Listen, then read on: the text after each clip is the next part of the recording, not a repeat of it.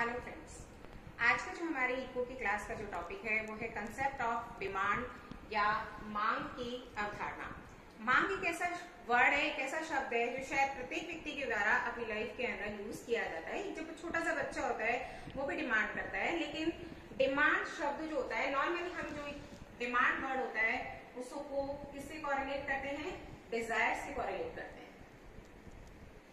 It means जो हमारी मांग शब्द, जो हमारी इच्छाएं होती हैं, जो हमारी वांट्स होती हैं, जो हमारी डिजायर होती है, उसी को क्या मान लिया जाता है? मांग मान लिया जाता है। लेकिन सामान्यतः ऐसा नहीं होता। इकोनॉमिक्स के अंदर मांग शब्द का अलग तात्पर्य, अलग मीनिंग है। मांग क्या है? मांग एक प्रभावपूर्ण इच्छा है। अगर एक वर्ड में मुझे मांग को डिफाइन करना पड़े तो मैं क्या कहूंगी? What is demand? Demand is effective desire. Demand is an effective desire. अब कोई भी डिजायर, कोई भी इच्छा आपकी इफेक्टिव कब हो सकती है? इसके लिए आपके पास में 3 कंपोनेंट्स का होना जरूरी है। First component want. It means उस वस्तु के लिए जिसकी आप डिमांड कर रहे हैं वो वस्तु क्या होनी चाहिए? आपकी लाइफ के लिए आवश्यक होनी चाहिए। जो जिस वस्तु की आप डिमांड कर रहे हैं वो वस्तु आपके लिए क्या होनी चाहिए? आवश्यक होनी चाहिए। इसका मतलब यह है कि यदि हम किसी वस्तु को प्राप्त करना चाहते हैं तो उस वस्तु को प्राप्त करने के बाद में आपका सेटिस्फेक्शन लेवल यानी कि आपकी संतुष्टि का स्तर इंक्रीज होना चाहिए, बढ़ना चाहिए। सेकंड, उस वस्तु को प्राप्त करने के लिए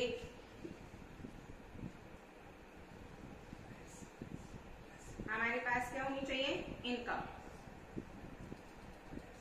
उस वस्तु को प्राप्त करने के लिए, उस कमोडिटी को प्राप्त करने के लिए हमारे पास में इनकम होनी चाहिए।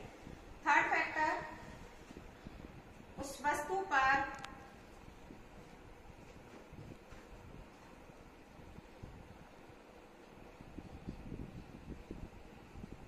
विलिंग टू पे, उस वस्तु पर उस आय को खर्च करने की हमारी इच्छा होनी चाहिए, यानी कि खर्च करने की तत्परता।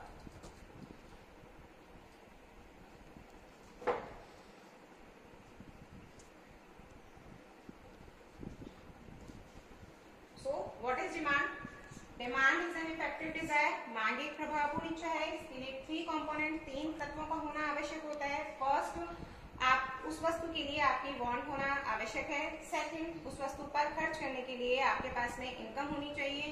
थर्ड, विलिंग टू पे, यानी कि उस वस्तु पर खर्च करने की तत्परता होनी चाहिए। इसको हम किस तरह से समझ सकते हैं? सपोज करिए कि एक व्यक्ति किसी वस्तु की क्या करता है? डिमांड करता है, यानी कि वो वस्तु उसके लिए आवश्यक है, but he doesn't have sufficient money. उस वस्तु पर खर्च करने के लिए उसके पास में पर्याप्त मात्रा में आय नहीं है, तो ये केवल उसकी वांट कहलाएगी, ये उसकी डिमांड नहीं होगी। सेकंड, ये भी हो सकता है कि मान लीजिए कि इनकम भी है और वांट भी है, वो उस वस्तु को प्राप्त भी करना चाहता है, साथ में उसके पास में क्या है? इनकम भी है उस वस्तु पर खर्च करने की, लेकिन वो अपनी आय का वो भाग यानी इनकम का वो पार्ट उस वस्तु पर खर्च करने के लिए तैयार नहीं है।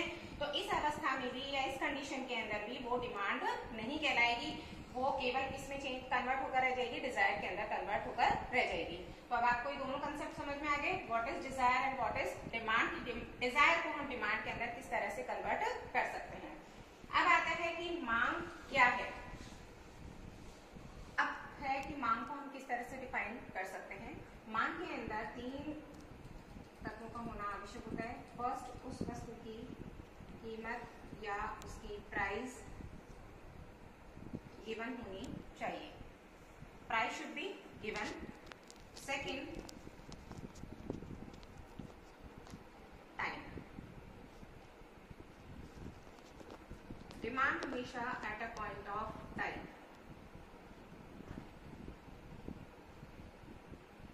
समय के विशिष्ट बिंदु पर ही मांग उत्पन्न होती है। थर्ड, स्थान मीन्स प्लेस। इनको हम किस तरह से समझ सकते हैं? सपोज मार्केट के अंदर कोई भी कमोडिटी परचेज करने के लिए जाते हैं तो उसकी जब तक हमें प्राइस गिवन नहीं होती है, प्राइस पता नहीं होती है, तब तक उसकी डिमांड क्रिएट नहीं होगी। सेकंड फैक्टर है at a point of time, यानी कि समय बदलने पर, टाइम चेंज होने पर डिमांड ऑटोमेटिक क्या हो जाएगी, चेंज हो जाएगी। फॉर एग्जाम्पल जैसे विंटर सीजन आता है तो विंटर सीजन के अंदर वुलन क्लोथ्स की डिमांड, ऊनी कपड़ों की डिमांड क्या हो जाती है, बढ़ जाती है। जैसे ही समर आता है तो समर के अंदर डिमांड कॉटन क्लोथ्स की क्या हो जाती है, इंक्रीज हो जाती है। तो समय का भी डिमांड से बहुत रिलेशन है। थर्ड जो आता है वो आता है प्लेस। अलग अलग स्थानों पर अलग अलग कमोडिटीज की प्राइसेस या उनकी कीमत अलग अलग होती है और उसी के अकॉर्डिंग उनकी मांग भी क्या होती है, अलग अलग होती है। इस प्रकार ये तीनों दिए हुए होने पर, इट मीन्स प्राइस, समय और स्थान, इन तीनों के दिया हुआ होने पर जब एक कंज्यूमर के द्वारा जिस वस्तु को जितनी जितनी मात्रा में परचेज किया जाता है या खरीदा जाता है वही उस वस्तु की क्या कहलाती है, मांग कहलाती है।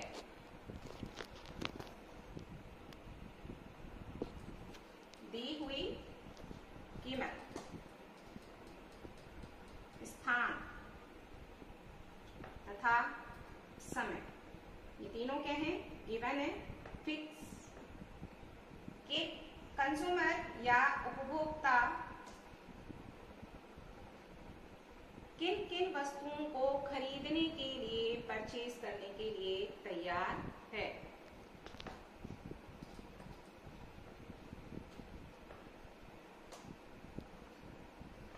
वही उस वस्तु की क्या कहलाएगी, मांग कहलाएगी। अब मांग के कंसेप्ट के अंदर दो प्रकार की चीजें आती हैं। एक और इससे पहले मैं आपको बताना चाहती हूँ, डिफरेंशिएट मांग और मांग की मात्रा।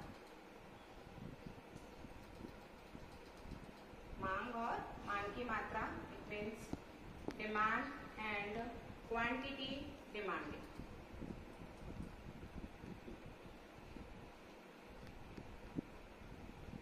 इन दोनों में क्या डिफरेंस है, मांग क्या है और मांग की मात्रा क्या है। जब प्राइस दी हुई है उस प्राइस पर एक कंज्यूमर के द्वारा जिन जिन वस्तुओं को, जिन जिन कमोडिटीज को वो परचेज करने के लिए रेडी है, तैयार है, वो परचेज नहीं कर रहा है बट वो क्या है, रेडी है। सपोज प्राइस दी हुई है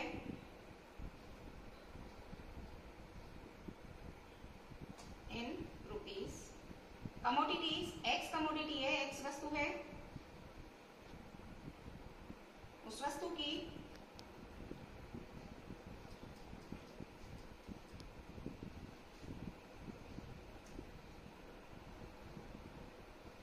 क्वांटिटी, इट मीन्स अगर वस्तु की प्राइस 2 रुपी होगी तो एक कंज्यूमर एक्स वस्तु की 20 क्वांटिटी परचेज करने के लिए रेडी है।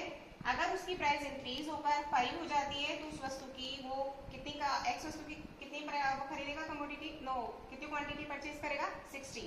इट मीन्स जैसे जैसे प्राइस इंक्रीज होती जा रही है वस्तु को खरीदने की क्वांटिटी जो होती है वो डिक्रीज होती जा रही है। अर्थात वस्तु की कीमत और उसकी क्वांटिटी के अंदर कैसा रिलेशन है, नेगेटिव, अर्थात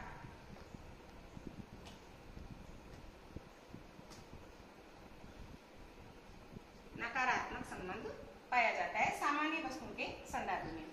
तो डिमांड, जब अलग अलग वस्तुओं की कीमत दी हुई होने पर उपभोक्ता उस वस्तु की कितनी मात्रा खरीदने के लिए तैयार है वो क्या कहलाएगी, डिमांड कहलाएगी। मांग की मात्रा क्या है, मांग की मात्रा आती है स्पेसिफिक प्राइस पर जो कंज्यूमर स्पेसिफिक क्वांटिटी को परचेज करेगा। सपोज ये प्राइसेस गिवन है बट वो चूज करता है इसको, इट मीन्स कि 8 रुपी प्राइस होने पर कमोडिटी की वो कितनी क्वांटिटी परचेज कर रहा है, 12 क्वांटिटी परचेज कर रहा है, तो ये क्या कहलाएगी, क्वांटिटी डिमांडेड।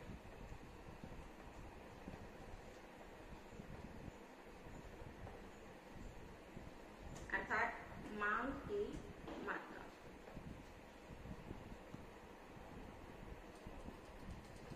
एक बार फिर से समझिए, मांग वस्तुओं की विभिन्न कीमतों पर उपभोक्ता उस वस्तु की कितनी मात्रा खरीदने के लिए तैयार है, रेडी टू पे, बट व्हाट ही एक्चुअली पे, वो वास्तव में कितना पे कर रहा है, वो क्या कहलाएगी, मांग की मात्रा कहलाएगी।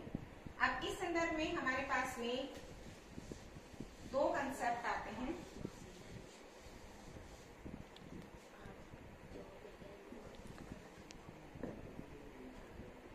पहला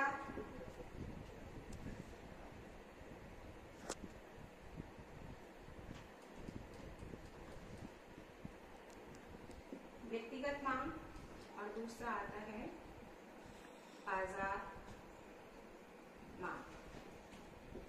एक वर्ड आता है अनुसूची, स्केड्यूल। इसके भी दो पार्ट होंगे, इंडिविजुअल डिमांड शेड्यूल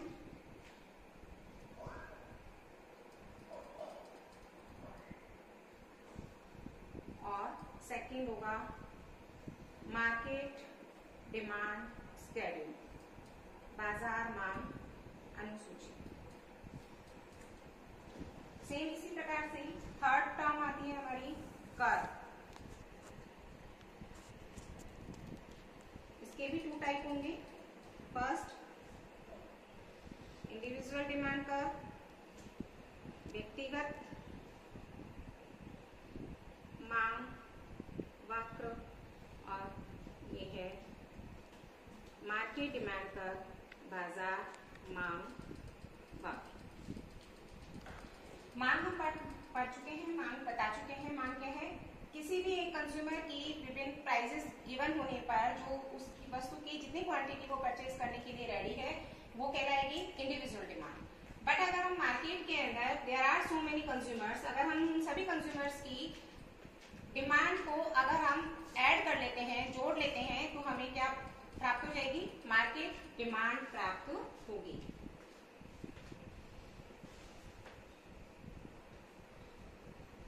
ठीक है, सेम एज अनुसूची स्केड्यूल।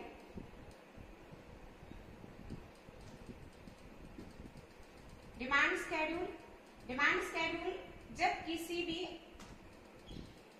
जब हम इंडिपेंडेंट वेरिएबल और डिपेंडेंट वेरिएबल को एक टेबल के थ्रू शो करते हैं, इसके थ्रू, टेबल के थ्रू, इंडिपेंडेंट वेरिएबल और डिपेंडेंट वेरिएबल। मांग के अंदर, डिमांड के अंदर हमारा इंडिपेंडेंट चेंज क्या हो रहा है, प्राइस चेंज होने पर मांग बदल रही है, डिमांड चेंज हो रही है। इट मीन्स अगर हम उसको किस में शो करेंगे, टेबल में शो करेंगे या एक तालिका के द्वारा स्पष्ट करेंगे, तो ये कहलाएगा डिमांड स्केड्यूल, मांग अनुसूची। मांग अनुसूची के भी दो पार्ट हो गए, first individual demand schedule and market demand schedule. It means व्यक्तिगत मांग अनुसूची। Now the third part is curve या वक्र। इकोनॉमिक्स में भी ये टर्म बार बार यूज की जाती है कि कर्व क्या होता है, graphical presentation of a table. जब हम किसी भी टेबल को, किसी भी तालिका को किसके द्वारा, ग्राफिकल प्रेजेंटेशन के माध्यम से, यानी उसको ग्राफ के माध्यम से जब हम उसको प्रेजेंट करते हैं, शो करते हैं, तो वो क्या कहलाता है, कर्व कहलाता है। तो इस प्रकार से डिमांड कर्व कितने प्रकार का हो गया, दो प्रकार का, फर्स्ट इंडिविजुअल डिमांड कर्व और सेकंड हो गया आपका market demand curve. Individual demand curve, जब इंडिविजुअल डिमांड स्केड्यूल को हम किससे शो करेंगे, ग्राफिकली शो करेंगे, तो वो कहलाएगा इंडिविजुअल डिमांड कर्व। अर्थात व्यक्तिगत मांग अनुसूची को वक्र के माध्यम से जब स्पष्ट किया जाएगा तो वो व्यक्तिगत मांग वक्र कहलाएगा। बाजार मांग अनुसूची को जब हम वक्र से की सहायता से स्पष्ट करेंगे या उसकी सहायता से उसको एक्सप्लेन करेंगे तो वो कहलाएगा बाजार मांग वक्र। अब आते हैं कि बाजार व्यक्तिगत मांग अनुसूची और बाजार मांग अनुसूची किस प्रकार बनाई जाती है।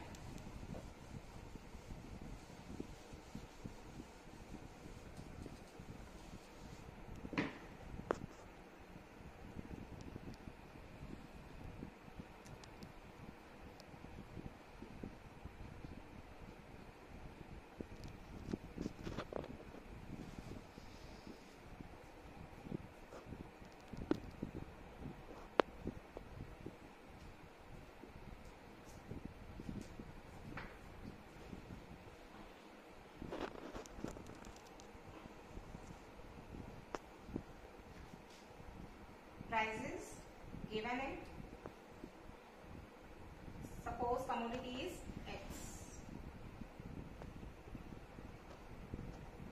Example, when prices increase, price increase हो रही है,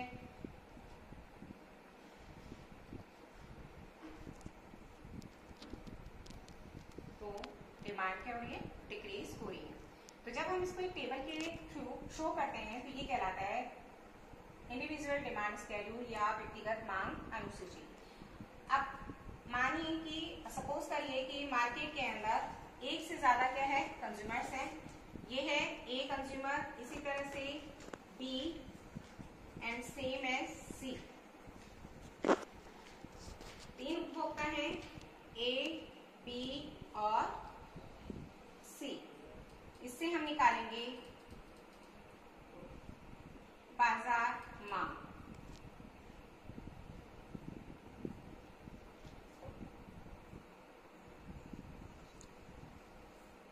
ये एज्यूम किया है मैंने।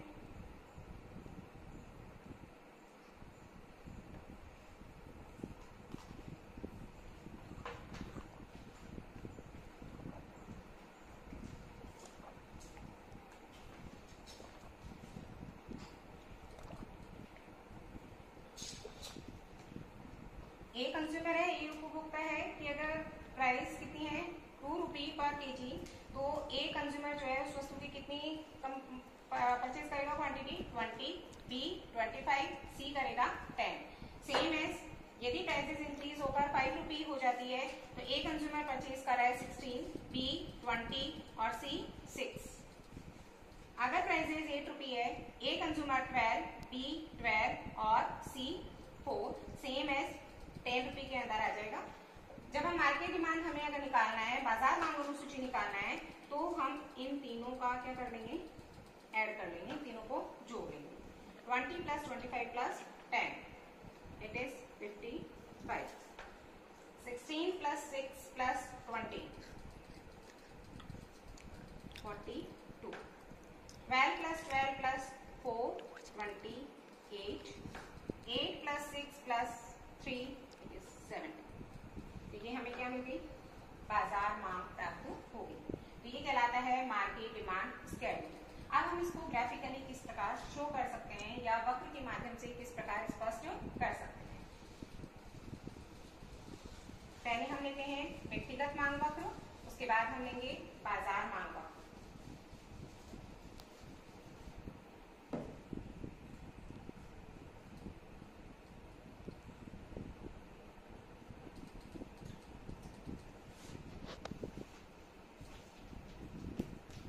Individual demand curve.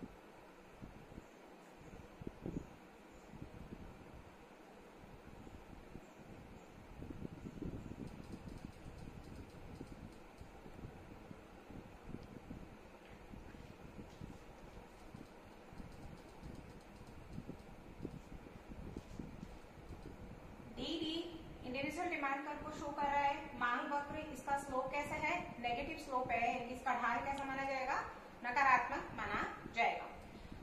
ये शो कर रहा है, हम यहाँ पर एक्स एक्सिस पर क्वांटिटी डिमांडेड यानी कि मांग की मात्रा ले रहे हैं और वाई एक्सिस पर हम ले रहे हैं प्राइस की।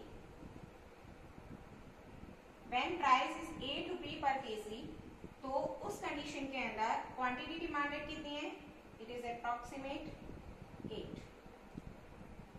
When prices falls down, जब प्राइस क्या हो जाती है, डिक्रीज हो रही है, तो क्वांटिटी डिमांड इंक्रीज होकर कितनी हो रही है, इट इज अप्रॉक्सीमेट 17।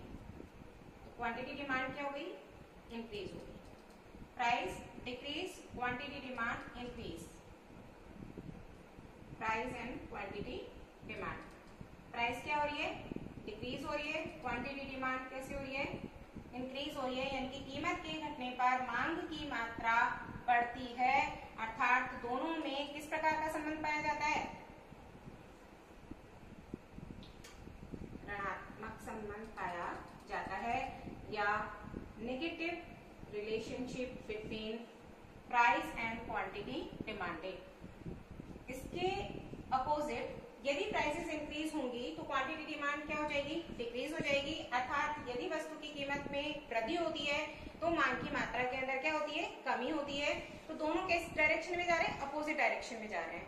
जब भी दोनों सेम डायरेक्शन में जा रहे हैं, सपोज दैट एक इंक्रीज हो रहा है, दूसरा भी इंक्रीज हो रहा है, एक डिक्रीज हो रहा है, दूसरा भी डिक्रीज हो रहा है, यानी कि एक में वृद्धि होने पर दूसरे में वृद्धि हो रही है, एक में कमी होने पर दूसरे में कमी हो रही है, तो इस तरह का रिलेशन कैसा माना जाता है, धनात्मक या पॉजिटिव रिलेशन माना जाता है। और अगर एक के इंक्रीज होने पर दूसरा डिक्रीज हो रहा है, या एक के डिक्रीज होने पर दूसरा इंक्रीज हो रहा है, तो ऐसी कंडीशन में वो रिलेशन कैसा होगा, ऋणात्मक या नेगेटिव रिलेशनशिप माना जाएगा। तो वस्तु की कीमत तथा मांग की मात्रा में जो ये ऋणात्मक या ऋणात्मक संबंध पाया जाता है, इसे ही मांग के नियम से जाना जाता है। इसे ही मांग के नियम से या लॉ ऑफ डिमांड के नाम से जाना जाता है। लेकिन यहाँ एक बात ध्यान देने की है, यहाँ हमने मांग को अफेक्ट करने के लिए केवल एक ही फैक्टर लिया है, that is price of the commodity. जबकि किसी भी वस्तु की डिमांड को अफेक्ट करने के लिए प्राइस के अलावा अदर फैक्टर्स भी होते हैं जो कि उसको क्या करते हैं, अफेक्ट करते हैं। उन सभी फैक्टर्स को हमने यहाँ पर कांस्टेंट या स्थिर मान लिया है, और उनके स्थिर रहने पर यानी कि अदर फैक्टर्स में कोई भी चेंजेस नहीं हो रहे हैं, केवल चेंज किस में हो रहा है, प्राइस के अंदर चेंज हो रहा है। तो कीमत में कमी होने पर मांग की मात्रा बढ़ रही है, या कीमत में वृद्धि होने पर मांग की मात्रा घट रही है, दोनों में ऋणात्मक संबंध पाया जाता है या विलोम संबंध पाया जाता है, और इसी ही किसके नाम से जाना जाता है, मांग के नियम से जाना जाता है। तो ये हमारा कहलाता है इंडिविजुअल डिमांड कर्व या व्यक्तिगत मांग वक्र। अब अगर हमें इंडिविजुअल डिमांड कर्व से मार्केट डिमांड कर्व यानी कि बाजार मांग वक्र निकालना है या इसको डेराइव करना है, तो किस तरह से डेराइव करेंगे, सेम वही होगा। मैं यहाँ पर एज्यूम कर रही हूँ दो कंज्यूमर है, दो उपभोक्ता है मेरे पास में, consumer A and consumer B.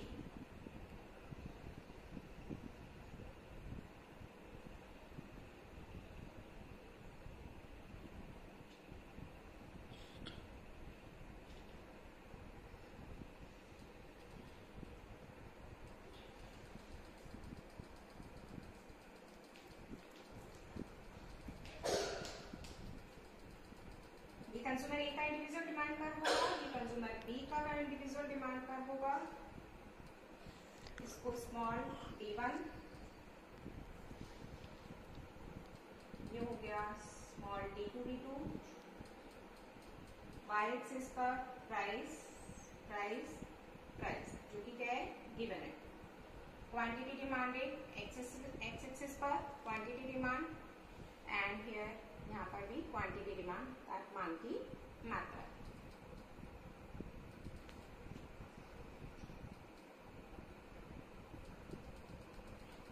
इस प्राइस पर सपोज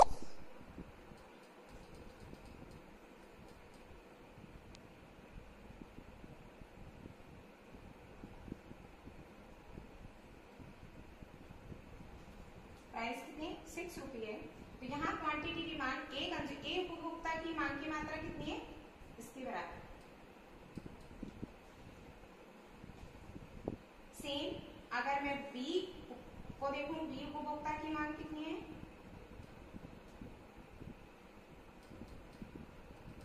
ये है। अब अगर इससे मेरे को मार्केट बाजार मांग वक्र निकालना है, तो हम इन दोनों का हॉरिजॉन्टल समीशन, इट मीन क्षैतिज योग। हॉरिजॉन्टल क्यों बोला, ये क्या है, हॉरिजॉन्टल है, ये वर्टिकल, ये क्षैतिज अक्ष कहलाता है, ये लंबवत अक्ष कहलाता है। हम जो योग कर रहे हैं, जो टोटल कर रहे हैं, जो समीशन कर रहे हैं, वो कौन सा वाला कर रहे हैं? Horizontal. Prices are given, price दी हुई है, कीमत दी हुई है, इसलिए हम केवल किसको ऐड किया है? क्वांटिटी डिमांड को, यानी कि मांग की मात्रा को ऐड करना है। मांग की मात्रा हमारे कौन से एक्सिस पर है? एक्स एक्सिस पर है, और एक्स एक्सिस को हॉरिजॉन्टल एक्सिस होने के कारण हम इसका क्या करेंगे? हॉरिजॉन्टल समीशन यानी कि क्षैतिज योग करेंगे। तो ये क्वांटिटी डिमांड ए कंज्यूमर की, ये क्वांटिटी डिमांड बी कंज्यूमर की, this and this, this and this. तो अप्रोक्सीमेट ये जो मेरा पॉइंट आएगा वो आएगा दिस वन।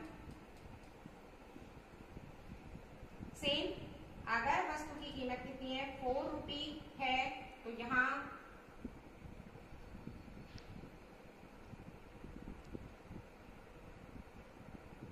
ये ए कंज्यूमर की है और ये बी कंज्यूमर की है। अगर इन दोनों को जोड़ेंगे, दोनों का समीशन करेंगे, this and this, approximate this. आप इसको स्केल के थ्रू बना सकते हैं।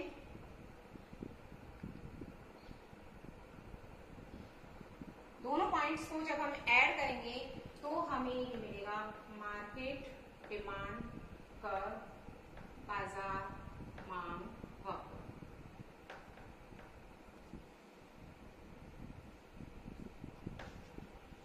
क्लियर? जब इंडिविजुअल व्यक्तिगत मांग वक्रों का क्षैतिज योग किया जाता है, क्षैतिज योग इट मीन्स हॉरिजॉन्टल समीशन किया जाता है, तो हमें मार्केट डिमांड कर्व अर्थात बाजार मांग वक्र प्राप्त होता है। थैंक्स। तो आज हम अपनी क्लास को यहीं समाप्त करते हैं। अगर आपको मेरा ये वीडियो पसंद आया तो आप प्लीज इसे लाइक करिए, सब्सक्राइब करिए, ताकि मैं और वीडियोस आपको सेंड कर सकूं और इकोनॉमिक्स के बारे में और